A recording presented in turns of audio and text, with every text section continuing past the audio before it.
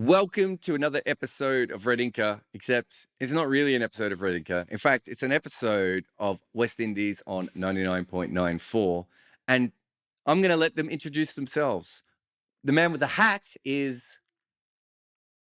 I'm Machel St. Patrick Hewitt, and I'm one half of the Caribbean Cricket Podcast, but I'm actually one half of West Indies on 99.94.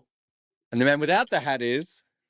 Yep, my name is Santokie, and I guess I'm the other half of the Caribbean Cricket Podcast, and also now the other half of West Indies on 99.94. That was so smooth. It's like we spent hours rehearsing this, especially the bit where Machel had to think of what his name was for about 4 seconds there. You know?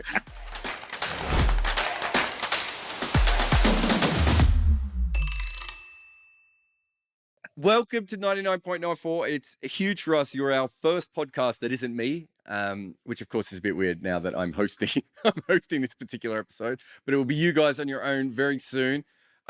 Let's talk about where you've come from, why you're here, West Indies cricket and everything for this first episode. The Caribbean Cricket Podcast came out of a frustration of a lack of coverage of the West Indies cricket. More specifically, if I remember, Machel, we bonded over you slagging me off and calling me English on Twitter, which, no, I haven't forgotten, and no, I never will forget. I've got an actual little frame of your tweet in my office. But I think that's fair to say that you were frustrated that West Indies cricket wasn't being covered correctly. Yeah, I'm not going to apologize, Jarrod.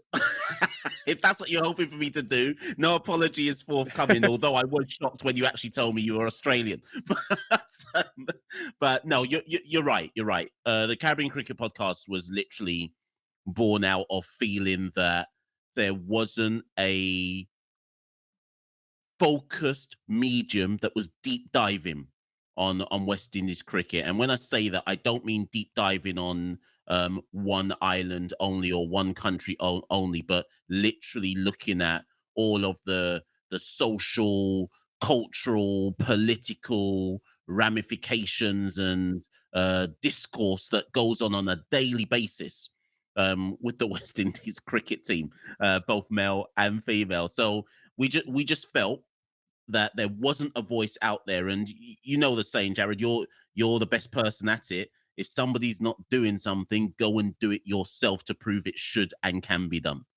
Yeah, I mean, that's my entire career at this point. I mean, it's interesting when you look at it, Santokie. There's cricket and cricket bars have never had long-term permanent West Indies correspondents. It isn't that they haven't had anyone. Certainly people have floated through and semi-professional, but you're talking about, I don't know, let's say $2.5 to $3 billion in cricket website valuation between those two. And yet they haven't found a way to actually just have a correspondent in the West Indies. It's a bit of a problem. Yeah, and it sort of means you're not getting, the world isn't getting regular updates on the West Indies cricket team, and the current crop of players aren't getting the spotlight which a lot of them deserve. And we often found, me and Machel, that with West Indies cricket, it was fueled by nostalgia. So it's particularly when West Indies played England, there was a lot of emphasis on Viv Richards and Clive Lloyd, that era, that golden generation. And West Indian players such as when Shai Hope hit the century at Headingley, it wasn't look at how good he was, it was whether he can replicate what previous generations had done. So there was always this heavy burden placed on current players to fulfill what the previous generations had done. And at the same time, they weren't given their own credibility and respect because they were being compared to essentially a once-in-a-lifetime golden generation that we had in the region. So me and Machel, we wanted to put a spotlight on the new crop of players coming through and tell the stories that weren't being told on a global level.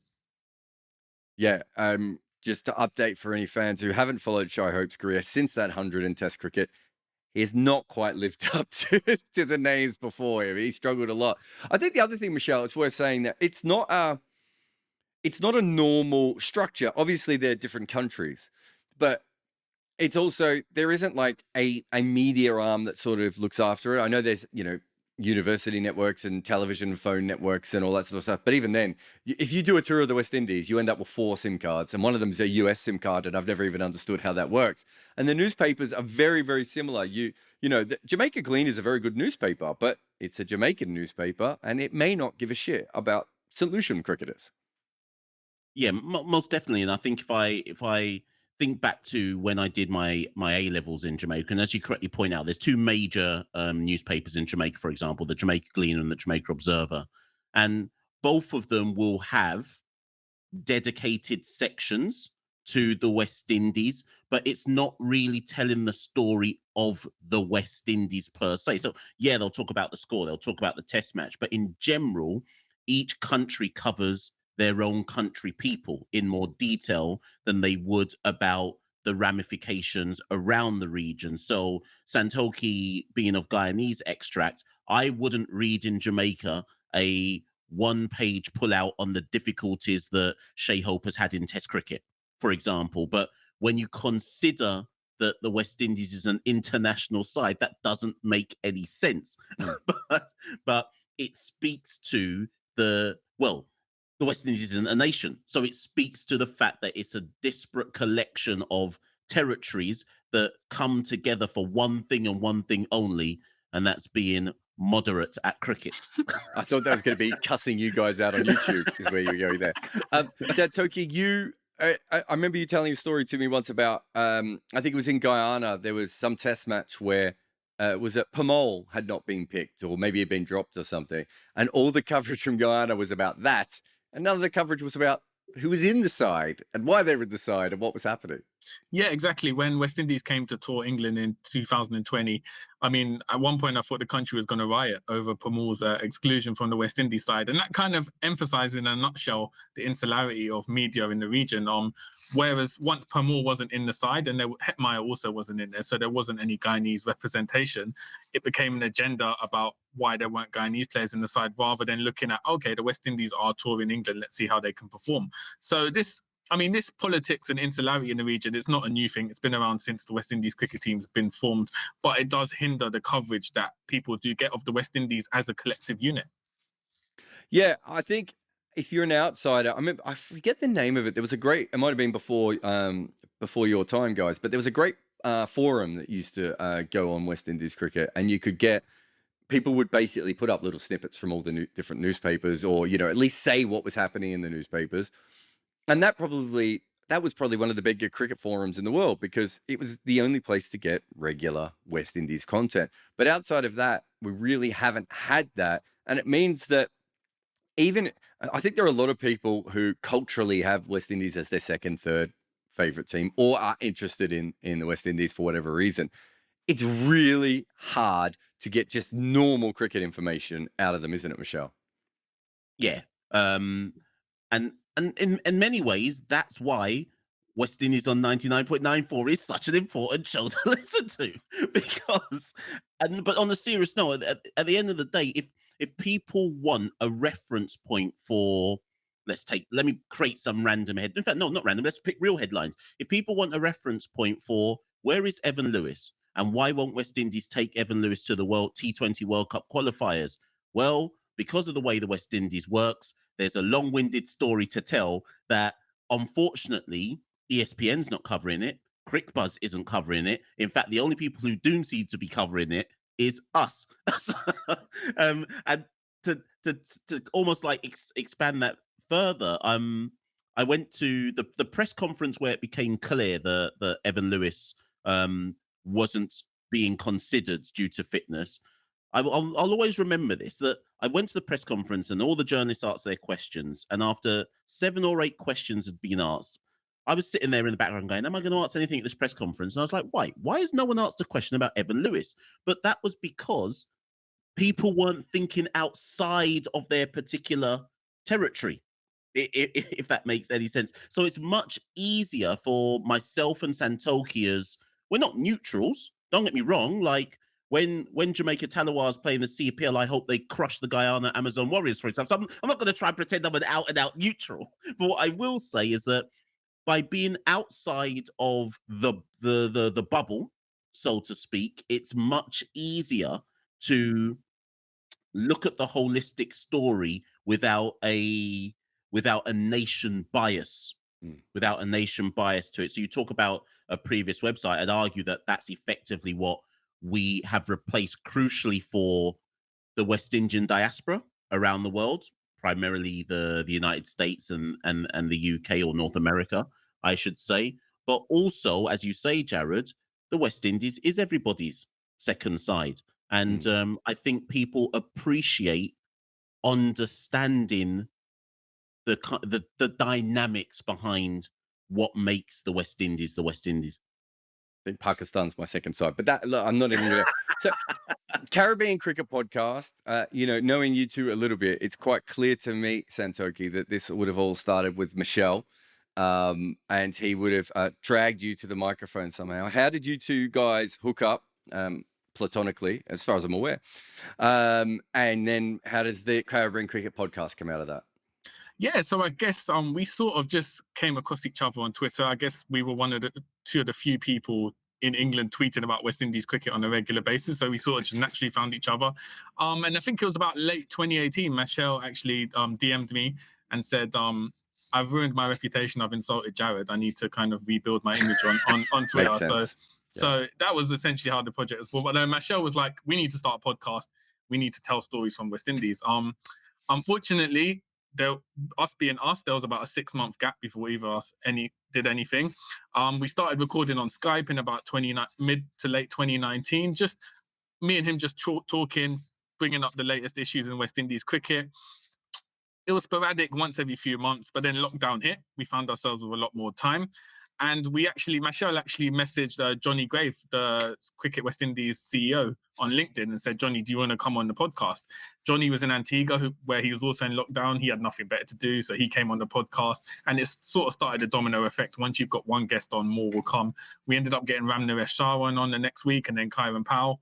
And it just spiraled from there. We got a deal with the Cricketer for CPL 2020, a partnership with CPL themselves in 2021, and we've just had a myriad of guests coming on, Kyron Pollard, Michael Atherton, Jimmy Adams, and we sort of just become, I guess, the go-to for West Indies cricket news at the moment through the podcast. You went through the list of guests, but I suppose what actually no, what I was about to say is, what I thought was quite interesting, and this goes back to, I think, our original conversation, Machel, but certainly a conversation I've had with lots of people when they've said stuff like this, is there's absolutely no doubt that there's a reason the mainstream media haven't been covering this. But when you do start to cover a topic that people do care about, even if it's a small amount, it gets a lot more attention. I remember, Raf Nicholson and others getting a lot of attention very quickly on women's cricket, and, Tim Wigmore basically building a career writing about associate cricket and cricket politics, right? I think it was Sky. I felt like you'd only done about an episode and a half, and Sky was mentioning you guys on air. That doesn't happen to normal podcasts. That shows that what a big gulf there was and what a big impact you made, even if we know that you're probably never going to be able to retire off Caribbean Cricket Podcast. You might be able to do off West Indies on 99.94, but not off the Caribbean Cricket Podcast. So, did it shock you how quickly everyone seemed to know about it? Well, first things first, you both gassed us up there and then killed our dreams in the space of about 15 seconds. That seems pretty fair for me. but no, you're right. What effectively happened was, and it was all coincidence. So I'm not going to try and pretend this was a master plan. That England tour was crucial because Santokie alluded to the fact it was lockdown, but also the first major global tour during lockdown was West Indies tour in England. And West Indies had to take a 26-man squad to England to do a warm-up game between each other and in case there was COVID and so on and so forth. And you two were the only ones who actually knew 26 players from the West Indies at that time. Even the selectors were like, Jimmy Adams is calling you up, going, guys, who have you got for number 25? At one point, I thought I might have to get my gloves. But I remember that Santokie and I discussed it because we were speaking to the West Indies media saying, this is our podcast. And obviously we'd already had Johnny Grave on. And we were like, it would be good to interview some of the players. And I'll always remember that they said, who do you want? And Santokie and I were going back and forth going, who's the most interesting player to get an interview with? And we picked Josh Da Silva. Now, with respect to Josh Da Silva, at that point in time, unless you had played for old Wimbledonians, you wouldn't have known who Josh Da Silva was, which was the I want to say village. Well, let's call it village. Which was the village side he played for on tour as an 18-year-old. It was in England, and I said, I think Santokie and I agreed, let's get Josh because his story is unique. He played for the emerging players in 2019 in Super 50, but in essence, unless you are a West Indies diehard, which is about 17 people, and unless you were from Trinidad, you wouldn't know who Josh Da Silva was. And as an England fan, you wouldn't have paid any attention to the 15 players who were named as the auxiliary extras outside of the actual West Indies squad. And Josh is a white Caribbean. And that's important to this story because, again, for most people outside of the Caribbean, they think Afro-Caribbean. They might think Indo-Caribbean if they actually know the Caribbean, but they're not really thinking about white Caribbeans. And so we said, let's do a story. And Josh was a fantastic guest, an absolutely fantastic guest. And is a YouTuber star in his own right? So as luck would have it, we do the interview with Josh, we drop that. I think the next test match, which was surely only about 2 or 3 days later, Shane Dowrich goes off for concussion. And Josh Da Silva, who had just recorded an episode with us, telling us how he was so glad to just be on tour, just like he'd never dreamt he'd ever get anywhere near the West Indies side, suddenly walks out onto the field to replace Shane Dowrich as the concussion sub. And then at that point, Michael Atherton makes reference to the podcast having interviewed Josh Da Silva, and it was all coincidence. And Athers makes reference to it because, as you now coming back full story to you, Jarrod, no one else had filled the void. No one else had bothered to think about who's got stories to tell in this West Indies team. And in many ways, that story probably encapsulates everything we've done thus far, in so much as finding the stories in the around the West Indies team that, yeah, they might not be big in the here and now, but we believe that they have such resonance that eventually people are going to want to hear about them at some point in time. Well, it's also, that's what beat writers do, right? So back in the old days of cricket, major cricket writers would go on under-19 tours to build relationships with players so they would need them years later. No one's doing any of that in West Indies. And to be honest, I heard the first time I even saw his name probably was on your podcast, right? So, scanning through Caribbean cricket podcasts, I see this name, I'm like, okay, I'll listen to this. Why have they got a Sri Lankan player on was my first thought. Because every other Da Silva in cricket ever has probably been from Sri Lanka.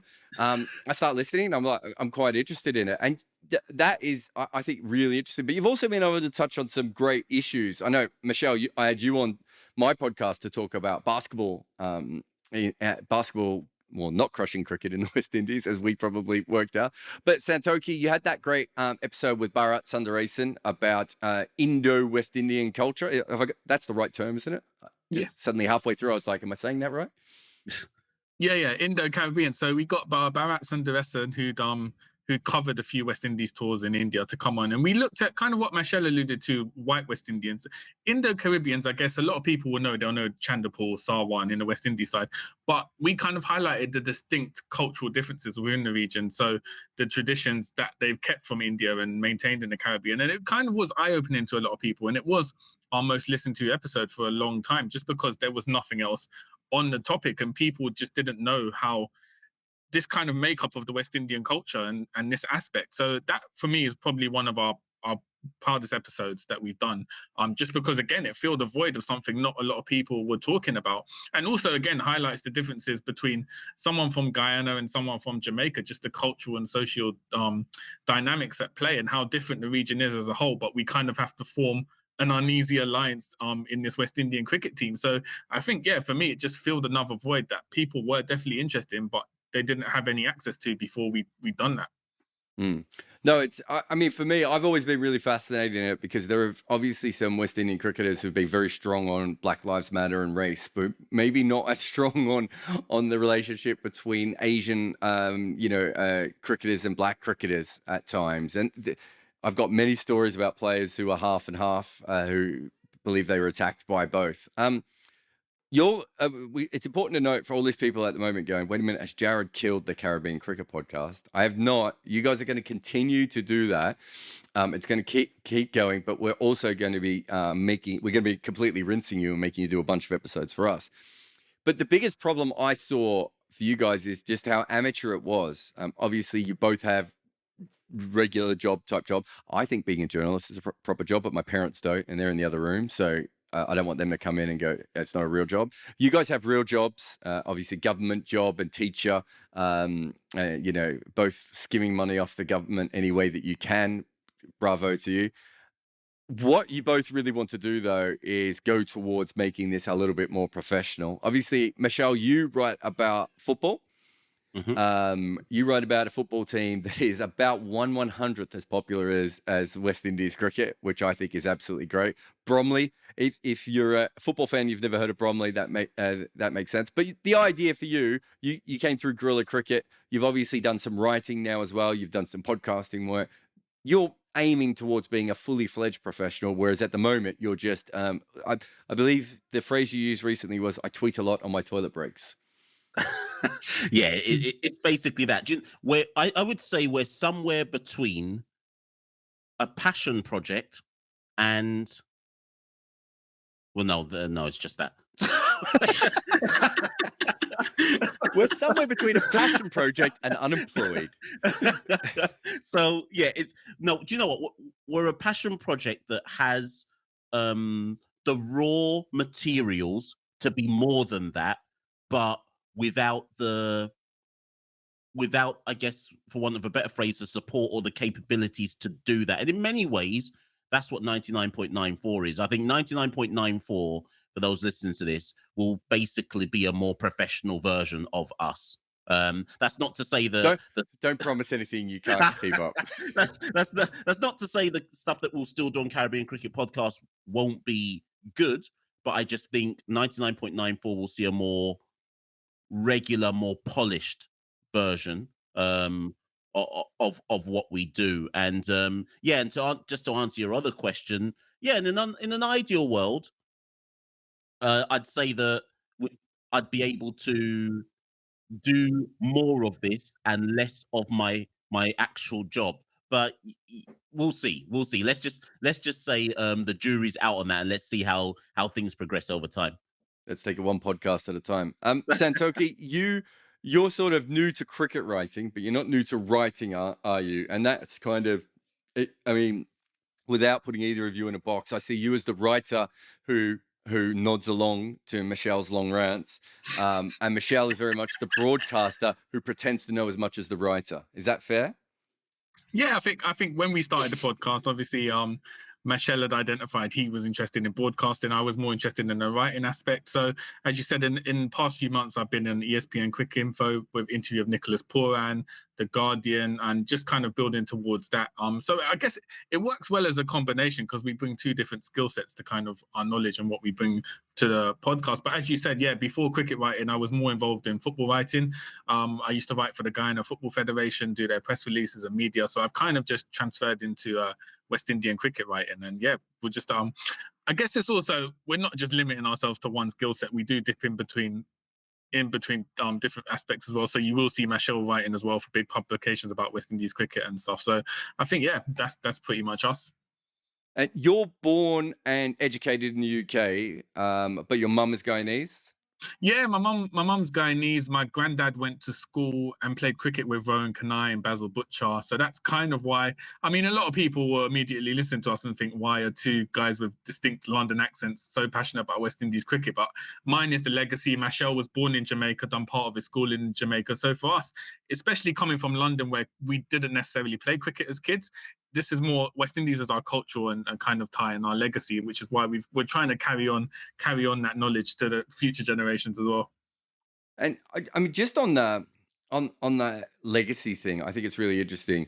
If you go back into the history, CLR James and Tony Cozier are huge media, non-playing, which is a really important thing as well. Huge non-players who become massive in media.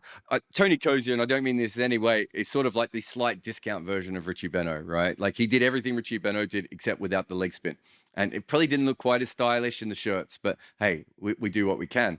But, you know, CLR James will, as long as we talk about cricket, be remembered as a great cricket writer, and he'll probably be remembered as a great writer beyond cricket as well.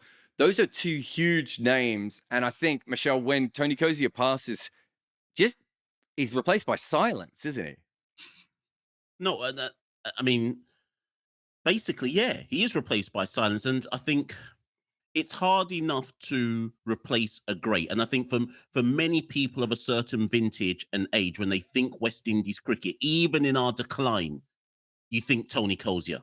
And you think his voice, whether on radio, whether on TV, or whether you were somebody who preferred his print writing, you just think Tony Cozier. And I don't think anything has replaced him. The only, I think, I wouldn't say print wise, but in terms of West Indies encyclopedia wise, I think Fazare is the closest in Fazare Mohammed, for those who don't know, in terms of drawing the stories together from the past. But even when we did our episode with Fazare Mohammed, Fazare talks about Tony Cozier like we're talking now, like Tony Cozier was a god to him. So that kind of shows you the levels. And I think where West Indies cricket is at now, I don't think we have global writers. Santokie's the closest, and he actually has another job. But what we do have, and what we still have a currency for, is West Indian voices. So you'll still hear a Bish, a Curtly Ambrose, a Ganga, a Badri, a Stacey Ann King. And I'm thinking across like the global channels. But in terms Brian Lara of commentated recently, didn't he? Did he do some IPL last year or something? I'm not counting that. But no, okay, that's fair. Count the IPL. I'm not counting Brian Lara doing it. But what a way to start the West Indies podcast, but just unnecessarily slagging off Brian Lara's commentary. No, I thought we were leaving the cuss outs for the Caribbean Cricket podcast, but apparently they're coming right over. Controversy creates cash, as they say. But yeah, no, just to kind of finish that point, there are voices out there. What I don't think there is the global equivalent. I think we are the global equivalent, Santokie, but I don't think there's a global equivalent of in-depth storytelling, if that's the right phrase to use, or story finding, to give a bit more context behind what people are hearing on TV. So again, you're not going to hear Bish on TV go into massive detail about why Evan Lewis is not committed to playing for the West Indies. But you will hear us on 99.94 talking about why Evan Lewis is playing for the West Indies. Yeah, I also think that there's some, and I don't know if it's just because West Indian voices sound so different that they work in a way that we're starting to see a lot of island voices come through in commentary as well for a similar reason, right? Because they don't sound like normal cricket voices. By normal cricket voices, I really mean Indian, Australian, and English, right? With maybe a little bit of South African and the odd New Zealand. So West Indian voices are more varied because of the many different accents to begin with. I think there is a part of that. But the interesting thing, Santokie, to me is it's just like you've got all these really high-profile commentators, but it's so rare that any of them seem to get employed to talk about West Indies. They really seem to talk mostly about the IPL, the World Cup, the Under-19 World Cup, the Women's World Cup, or whatever else. Yeah, no, and I guess Michael Holden would be a good example as well. He only commentated on during England series. So there is this, it is a contradiction, as you said. We've got high-quality commentators who aren't just exploring West Indian issues. And I guess part of it as well, Tony Cozier, as Machel said, was the last great who sort of analysed what was going on in the region beyond the pitch. But even he had problems in his later life with the West Indies Cricket Board for what he was saying. But the fact he was Tony Cozier and had 50 years of experience mean he could kind of rise above it. If you're a Samuel Badri now, for instance, making his way into the commentary game, you don't want to kind of blacklist yourself at this point. So you're not going to speak out about these administration issues or anything like that. So I guess there is also a fear factor. And it is like you said, we've got players like Bish and Badri and Ganga who can analyze what's going on the pitch very well, but we haven't sort of got a voice at the moment who's talking about outside the pitch, development, administration, that kind of thing, which kind of paints the whole picture of West Indian cricket. We're just getting one dimension at the moment. No, I agree. You guys, I suppose what you do at the moment is you try and cover regional games, domestic games, which are not particularly easy, although they do stream a lot of them now, to be fair, which is starting to get better. Emerging tours, A tours, the women's team, which is, an entire genre on its own of sort of peaks and troughs, I suppose is the best way of putting it over the last little time. It's not just you like the main 11 players or whatever, there is a very deep analysis. That's one of the reasons I wanted you on 99.94 is you're not just telling me what Jason Holder has had for breakfast and what the latest dust up between an official and a player is. It's going deep into the Josh Da Silva stuff, the emerging cricketers, the women's stories. There's a real passion for that when you're covering it, Machel. At the moment, you're probably spreading yourselves too thin, right? Because you're trying to cover everything. And on Caribbean Cricket Podcast, that's hard to do. Hopefully on, West Indies on 99.94, you'll have a little bit more room to cover everything. Yeah, and I think it's important for people to note that the content that we do on West Indies 99.94 will be more frequent, which will allow us to look at the different stories across the week. Whereas our episodes with Caribbean Cricket Podcast, they're very specific. And unless you follow our frenetic tweeting from the toilet blocks from our jobs, you're not going to get a full grasp of all the different things. But I do think it is important to stress, though, that we do try to look at all aspects of the game. So, for example, a good example would be, Barbados women are over here now. They're about to start their Commonwealth Games campaign. We're doing some content with them. So that is just as, and neither one of us is Bayesian. So that is just as important to us how Barbados women get on in the Commonwealth Games as it is to the fact that the recently formed Cricket West Indies Academy for under 25s recently played a warm-up game against the Antigua and Barbuda national team. Now, for the average person may not care about that, but there are people out there who want to know about that. There are people out there who do want to know about that, and that's what we're there for, to almost bring that news and say, well, actually, did you know that former West Indies under-19 international Kurt McKenzie scored 80 runs against Antigua and Barbuda in the first Cricket West Indies Academy warm-up game? This is important for Kurt McKenzie because. So, that's the kind of thing we're bringing. And that's what we really want on this network. And I think we proved that, I said from the start I wanted to cover cricket as thoroughly as we could. And I think most people just think that means we'll have a podcast on every IPL team. And I'm hoping we have a podcast on every IPL team and every CPL team and every women's CPL team eventually as well. But it's sort of dumb luck that you guys have ended up first, partly because you come as a fully formed unit. I don't have to recruit people and get them to meet each other, and you guys know how to podcast and everything else. But it's also, I think, for 99.94, it's so exciting for us to have you, because this is, if you were starting a business from a tactical point of view, you could easily say, well, this is the stupidest thing to do. But what we're really trying to prove is the opposite.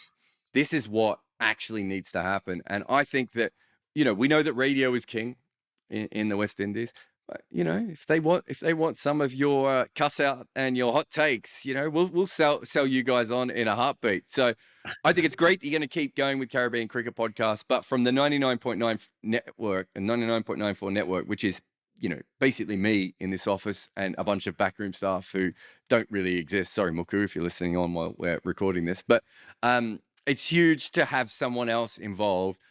I can't wait for your first episode, and by that I mean the first episode that I'm not on, to listen in to see what you guys are coming up. I know you've already started planning and scheming and everything else, and probably, WhatsApping each other from various government toilets. But just a huge welcome to 99.94. Thanks for joining, and I will be listening, and I hope lots of other people will be as well. Most definitely. Thank you for letting us join the project, Jarrod. And as Jarrod correctly states, people, stay locked in for West Indies 99.94. You're going to get everything you want to know and then some 3 times a week. What more could you want? You made that sound like a threat.